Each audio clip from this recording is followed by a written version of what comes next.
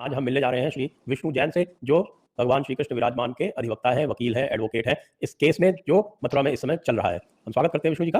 विष्णु जी नमस्कार। बहुत बहुत धन्यवाद। आपको बहुत बहुत बधाई कि आपने एक महान कार्य अपने हाथ में लिया और जी।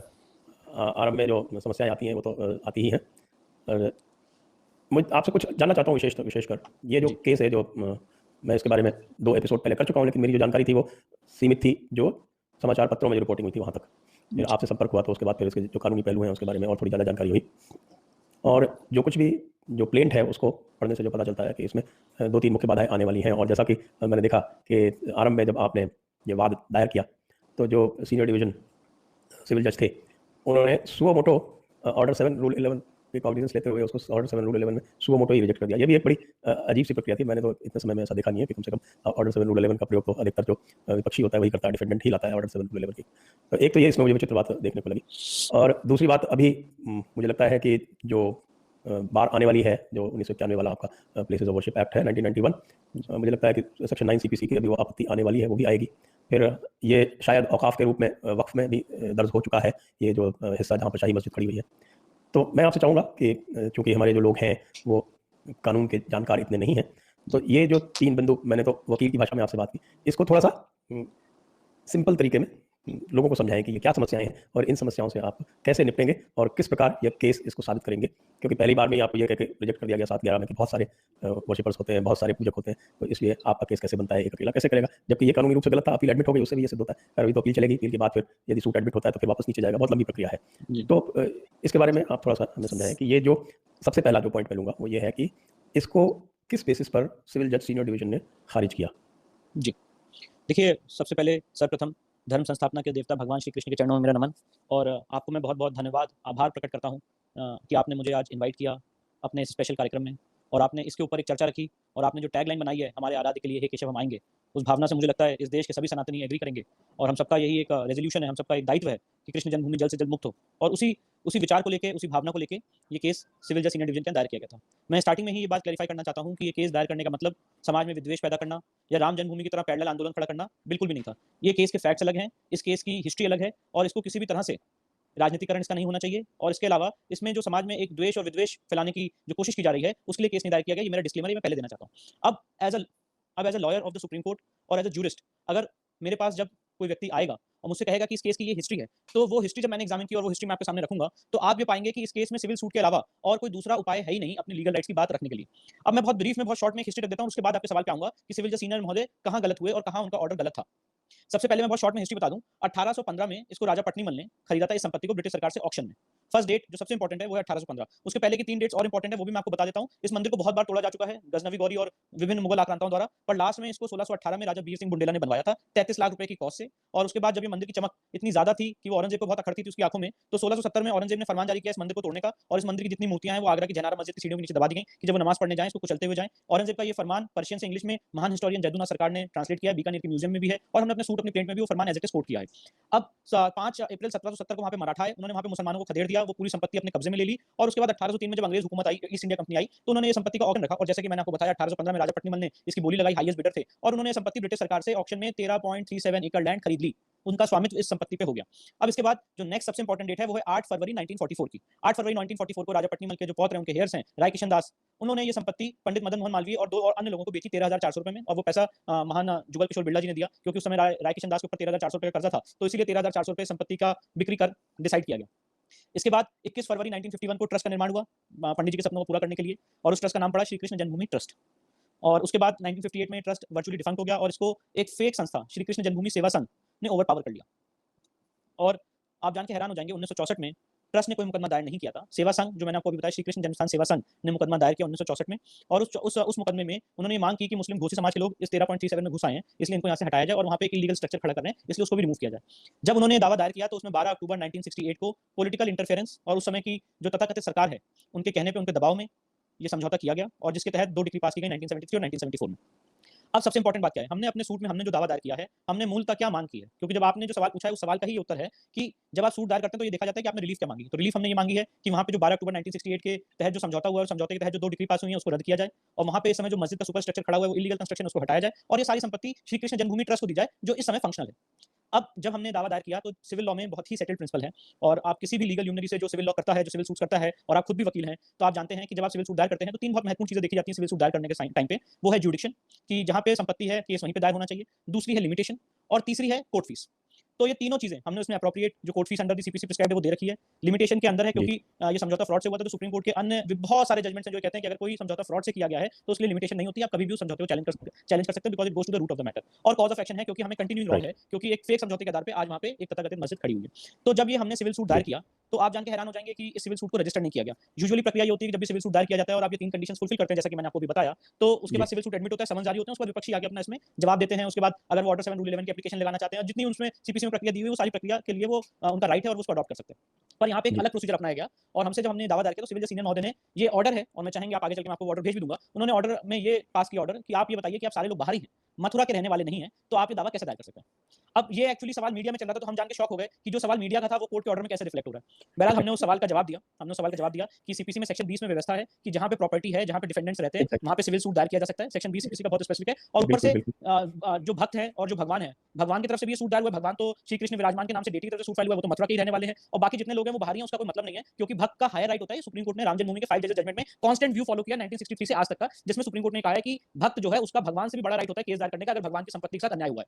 फॉर बिल्कुल। एग्जांपल अगर आज रामेश्वरम की संपत्ति को वहाँ का जो ट्रस्ट है, अगर उसको इल्लीगली उसको एलिनेट करता है, उसके साथ कुछ गलत करता है, तो संजय दीक्षित जी को, मुझे, राजस्थान के सारे लोगों को, इंडिया के किसी भी कोने में किसी भी व्यक्ति को ये हक है, ये अधिकार है कि वो वहाँ पे जाके दीवानी दावा दायर कर सकते हैं। जी। तो ये सवाल बेमानी था, इसको हमने क्लैरिफाई किया और क्लैरिफाई करने के बाद इस मामले की सुनवाई रखी गई 30 सितंबर को। 30 सितंबर को एक फैसला आया और मीडिया में गलत तरीके से रिपोर्ट किया गया कि हमारा सूट डिसमिस हो गया on the ground of places of worship act 1991। अगर आप जी। सिविल जज सीनियर डिवीजन का फैसला, और देखिए कितना बड़ा कॉन्ट्रडिक्शन है, ये आज मैं आपके सामने डिस्क्लोज करूंगा क्योंकि या आप लॉ से जुड़े हुए व्यक्ति हैं तो आप इस चीज को शायद बहुत अच्छे से अप्रिशिएट करेंगे। सिविल जज सीनियर डिवीजन अपने फैसले में 2 बातें कही हमारा या सूट रिजेक्ट करने से पहले। उन्होंने कहा कि अगर आपको इजाजत दे दी गई सूट फाइल करने की, ये या वर्ड्स बहुत इंपॉर्टेंट है, if you are permitted to file suit, right to sue, अगर हमने आपको इजाजत दे दी तो देश की सामाजिक और जुडिशियल व्यवस्था चरमरा जाएगी। ये तो सिविल सबसे सूट का पहली मैटर ही नहीं है। हाँ, सबसे पहली बात, हमने कोई परमिशन मांगी नहीं थी सिविल सूट में राइट टू सू की। हमने परमिशन मांगी नहीं थी क्योंकि हमारा अधिकार है सूट जी। फाइल करने का। अगर सेक्शन 92 का सूट होता तो हम परमिशन ले सकते थे कोर्ट से, परमिशन मांगना उसमें मैंडेटरी होता है। जैसे अगर आप सुप्रीम कोर्ट में आते हैं तो स्पेशल लीव टू अपील होती है जिसमें परमिशन जी। मांगते हैं कोर्ट से कि हमें विशेष अनुमति दी जाए, हम इस ऑर्डर को अपील करना चाहते हैं। तो civil suit as a matter of right होता है तो हमें उसमें परमिशन की जरूरत नहीं थी। दूसरी बात, आपने कहा कि सामाजिक और न्यायिक व्यवस्था चरमरा जाएगी, तो मैं ये सवाल पूछना चाहता हूँ सीपीसी में ऑर्डर 1 रूल 8 का मतलब क्या रह गया? राम जन्मभूमि का केस ऑर्डर 1 रूल 8 का केस था जो पूरे समुदाय, दोनों समुदाय पे बाइंडिंग है। जो केस पूरी पब्लिक को कंसर्न करता है या जो जी। पीआईएल पूरी पब्लिक को कंसर्न करती है, इसीलिए सीपीसी में ऑर्डर 1 रूल 8 दिया हुआ है कि जब सूट एडमिट होता है तो कोर्ट एक पब्लिकेशन करती है कि समाज का जो भी व्यक्ति आए इसमें पार्टिसिपेट करना चाहे वो आके पार्टिसिपेट कर सकता है, इसमें पार्टी बन सकता है। ये सीपीसी में व्यवस्था है क्योंकि राइट। रिपिटिशन नहीं है ना, ये पीआईएल है। तो सामाजिक न्यायिक व्यवस्था कैसे चरमरा जाएगी मैं बात नहीं समझ पाया। और जहां तक सामाजिक व्यवस्था का सवाल है, मुझे लगता है कोर्ट में और सिविल सूट में केस दायर करने से समाज को आवाज मिलती है। लोग सड़कों पे ना उतरे, एनआरसी सीए की तरह मीडिया की ओवीवैन ना फूकें, हिंसा ना फैलाएं और अपनी बात एक कॉन्स्टिट्यूशनल फ्रेमवर्क में, एक डेमोक्रेटिक फ्रेमवर्क में न्यायिक तौर से लीगली अपनी बात कहें कोर्ट में। ये समाज के हर एक सिटीजन का अधिकार होता है। तो ये सिविल जज सीनियर डिवीजन की फाइंडिंग थी कि सामाजिक और न्यायिक व्यवस्था चरमरा जाएगी और ऊपर से उन्होंने ये भी कहा कि आपको राइट टू सू नहीं है। इस ऑर्डर को हमने जब चैलेंज किया डिस्ट्रिक्ट जज के यहाँ तो हमसे ये कहा गया, और आप देखिए कितना शॉकिंग है, हमसे ये कहा गया कि अपील लाई करती है कि नहीं क्योंकि ये शायद ऑर्डर 7 रूल 11 का ऑर्डर नहीं है और इसके लिए आप हमें डिग्री की कॉपी दीजिए। सेक्शन 2 ऑफ द सीपीसी अगर आप देखेंगे तो उसमें रिजेक्शन ऑफ प्लेंट के लिए डिग्री की जरूरत नहीं होती है। तो हमने तब भी डिग्री के लिए अप्लाई किया और सिविल जज सीनियर डिवीजन ने ऑर्डर पास किया ये कहते हुए कि हमने ये जो सूट निरस्त किया है आपका, ये मिसलेनियस केस निरस्त किया है और ये ऑर्डर 7 रूल 11 का ऑर्डर नहीं है।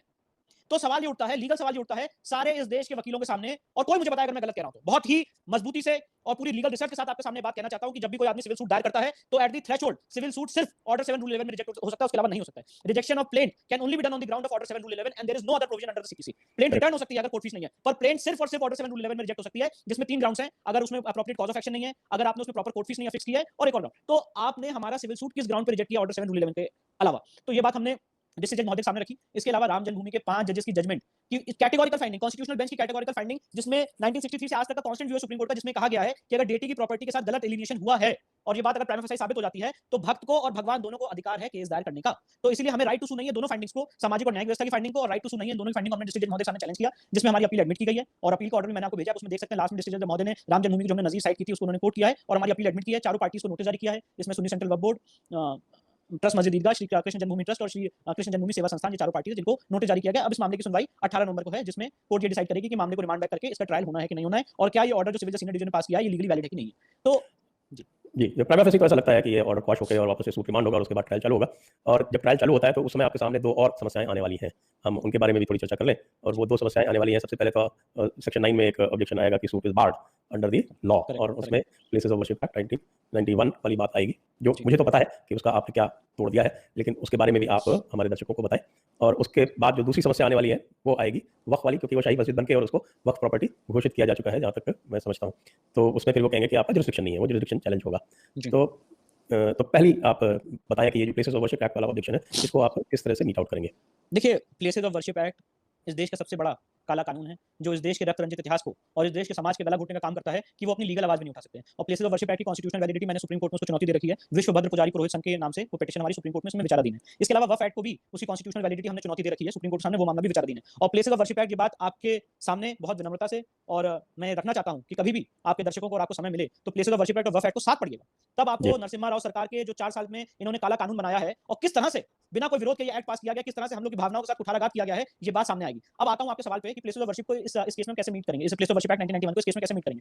प्लेसेस ऑफ वर्शिप एक्ट 1991 के सेक्शन 4 सब क्लॉज 2 में ये दिया हुआ है कि जो 15 अगस्त 1947 को रिलीजियस सेक्शन 4 सब क्लॉज 1 और 2 में मैं उसको साथ एक उसका कंक्लूजन बता रहा हूं। 15 अगस्त 1947 को जो एक जगह का रिलीजियस कैरेक्टर था उसको चेंज करने के लिए कोई भी याचिका कोर्ट में प्रविष्ट नहीं की जा सकती। फॉर एग्जांपल, अगर कोई जगह 15 अगस्त 1947 से पहले मंदिर थी और उसको अगर तोड़ के कन्वर्ट करके मस्जिद का रूप दे दिया गया, मस्जिद बना दिया गया है, टोटली वाइप आउट करके इरेज करके, तब उस स्थिति में अगर आपने केस दायर किया हुआ था और वो केस पेंडिंग था 15 अगस्त 1947 और उसके बाद, तो वो केस निरस्त हो जाएगा, वो केस नहीं चल सकता। और राम जन्मभूमि को इस मामले से एक्सेप्शन किया गया था। उसका कारण ये था कि श्री राम जन्मभूमि आंदोलन उस समय अपने चरम पे था, अपने शीर्ष पे था, और वहां पे भी प्लेसेस ऑफ वर्शिप एक्ट आड़े आ रहा था, क्योंकि इशू वहां पे यही है कि 15 अगस्त 1947 से पहले वो जगह मंदिर थी और उसको मस्जिद में कन्वर्ट किया गया, इसलिए राम जन्मभूमि को उससे अलग किया गया। अब इसमें दो सवाल हैं। सबसे पहली बात, हमने इस केस में 12 अक्टूबर 1968 के कॉम्प्रोमाइज को निरस्त करने की मांग की है। और अगर आप मेरा प्लेन पढ़ेंगे, क्योंकि इस समय आप डिफेंडेंट का डिफेंस नहीं देख सकते हैं, इस समय आप सिर्फ और सिर्फ प्लेन एवर्मेंट्स पढ़ सकते हैं, तो अगर आप प्लेन एवर्मेंट्स देखेंगे और उसको एग्जामिन करेंगे पैरा 40 में, उसमें स्पेसिफिक रूप से हमने कहा हुआ है कि वहां पे जो तथाकथित मस्जिद बनी वो 12 अक्टूबर 1968 के समझौते के बाद बनी। ये हमारा स्पेसिफिक एवर्मेंट है हमारे प्लेन में। तो अब इसमें डिफेंडेंट को जब समझ जारी होंगे, वो आके अपना डिफेंस देंगे, उसके बाद ऑर्डर 7 रूल 11 और सेक्शन 9 की बात आएगी। पर आज की स्थिति में अगर उनकी बात मान भी ले और उससे पहले हम प्री जज करने लग जाएं कि क्या और इसमें प्लेस ऑफ वर्शिप एक्ट का रोल आएगा कि नहीं, तो उसके लिए मेरा उत्तर है, पहली बात तो 12 अक्टूबर 1968 के समझौते को रद्द करने की मांग है। और ये जितनी स्थिति आज आप देख रहे हैं ग्राउंड जीरो पे, ये सारी स्थिति 15 अगस्त 1947 के बाद की है।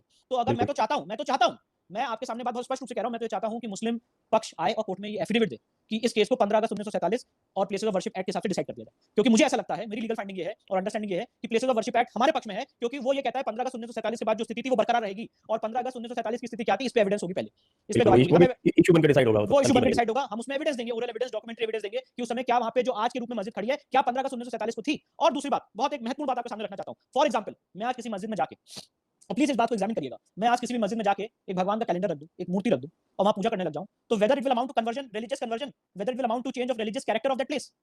जो places of worship act section 4 में वर्ड यूज्ड है that you will not convert और चेंज द रिलीजियस कैरेक्टर।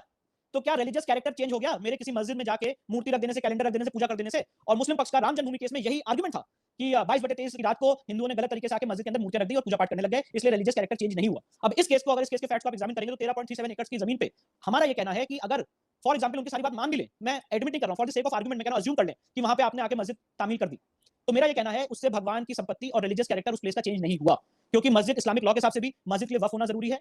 और इस संपत्ति को वो उस पहलू पे भी मैं आऊंगा जो आपने थर्ड सवाल पूछा है। तो मेरा कहना यह है कि इस संपत्ति को आपने अभी तक वक्फ नहीं घोषित किया है और कभी भी भगवान की संपत्ति जो भगवान की ओनरशिप में है उसमें आप कोई लीगल मस्जिद नहीं बना सकते हैं। ये सवाल ही नहीं है इस केस में कि भगवान यहाँ पैदा हुए कि नहीं हुए, जैसे राम जन्मभूमि के केस में हमारे बिलीफ और आस्था का मजाक उड़ाया गया कि भगवान राम कहाँ पैदा हुए थे, साबित करेंगे कि नहीं। यहाँ पे सवाल नहीं है, यहाँ सवाल यह है कि 13.37 एकड़ जमीन हमारे राजा पट्टीमल ने खरीदी थी, उनके लीगल हेयर्स ने खरीदी थी, हमारे पास प्रॉपर्टी के खरीद फरोख्त के सारे डॉक्यूमेंट्स हैं, सेल डीड है, वैलिड सेल डीड्स हैं। तो आप साहब यहाँ कैसे घुसाए 13.37 एकड़ में? पहले ये बता दीजिए, पहले उनको ये बताना है कि how they are the owners, उनका यहाँ पे हक कैसे बनता है इस 13.37 के प्रांगण में। दूसरी बात जो रिलीजियस कैरेक्टर वर्ड यूज है section place of worship act 1991 में, वो तो चेंज हुआ ही नहीं, वो तो हमेशा से मंदिर का था। तो सिर्फ आपके घुस आने से और वहां पे इलीगल मस्जिद बना देने से will it give a religious character of a mosque to that place? For example, अगर आज मैं एयरपोर्ट में जाकर नमाज पढ़ता हूं तो क्या वो जगह मस्जिद हो जाएगी? नहीं हो सकती, लीगली नहीं हो सकती है, लीगली नहीं हो सकती है। और इसीलिए रिलीजियस कैरेक्टर उस जगह का चेंज नहीं हुआ। और यही आर्गुमेंट काशी में भी है हमारा, यही आर्गुमेंट यहाँ पे भी है कि अगर कोई चीज डेटी की है, किसी चीज के ओनर अगर हम हमारे भगवान है, हमारे आराध्य हैं, तो उसमें आपके घुस आने से, मस्जिद बना देने से उस जगह का रिलीजियस कैरेक्टर चेंज नहीं हो जाता और इसीलिए प्लेस ऑफ वर्शिप यहाँ पे अट्रैक्ट नहीं होगा। जहां तक आपका तीसरा सवाल है, मैं 1 मिनट पहले मैं अपने दर्शकों से अनुरोध कर लूं कि आप कृपया इस वीडियो को लाइक, शेयर, सब्सक्राइब करते रहें और बेल आइकॉन दबाएं। यदि कोई अपना प्रश्न कर सकते हो तो वो भी करें और साथ में प्रश्न पूछते चलें, क्योंकि विष्णु जी यहाँ पर हैं, तो इनसे आपके जो प्रश्न हैं वो पूछे जाने अधिक समीचीन होंगे और अधिक सार्थक होंगे। इसलिए आप लोगों के भी किसी प्रकार का कोई संदेह हो तो आप भी प्रश्न सीधे पूछ सकते हैं। जी विष्णु जी, अब जरा इसकी आपने कहा कि ये अभी वक्फ के रूप में दर्ज नहीं है और आज भी जैसा मैंने प्लेन पे पढ़ा कि जो पूरा का पूरा जो वो खसरा है वो अभी भी कटरा केशव राव कहलाता है और केशव राय के नाम से ही दर्ज है। तो जो आप जो कह रहे हैं कि उसका ना तो टाइटल चेंज हुआ है और ना ही उसका रिलीजियस कैरेक्टर चेंज हुआ है, तो ये जो कॉम्प्रोमाइज डीड हुई ये कैसे होगी? देखिए, कॉम्प्रोमाइज डीड और आगे चल के जब ये मामला लोगों के सामने आएगा मैंने बहुत जगह सारे चैनल्स पे, विभिन्न चैनल्स पे बात स्पष्ट रूप से रखी है कि अगर आप कॉम्प्रोमाइज डीड देखेंगे और उसके एवज में जो डिक्री पास हुई है, तो दो बड़े नाम एम अनंतयम अयंगार और द्वारका प्रसाद मिश्रा। एक अनंतयम अयंगार गवर्नर थे बिहार के, द्वारका प्रसाद मिश्रा चीफ मिनिस्टर थे मध्य प्रदेश के। ये दो बड़े नाम हैं जिनके कहने पे ये कॉम्प्रोमाइज हुआ है। और मैं वही बात मैं कहना चाहता हूं, मैं इस मैटर का राजनीतिकरण नहीं करना चाहता हूं, पर जब सवाल हमसे पूछे जाते हैं, कांग्रेस के लीडर्स आके सारे चैनल्स पे कहते हैं कि इनके ऊपर एनएसए लगा दिया जाए अपनी बात कोर्ट में रखने के लिए, तो सवाल इसलिए है क्योंकि इनकी जो लीगल चोरी है ये हमने पकड़ ली है। और ये जो कॉम्प्रोमाइज किया है ये इन लोगों ने किया है, इनके कहने पे हुआ है, और इन्हीं के जो पदाधिकारी थे उन्होंने उस कॉम्प्रोमाइज पे साइन किया जिसके एवज में डिग्री पास हुई है।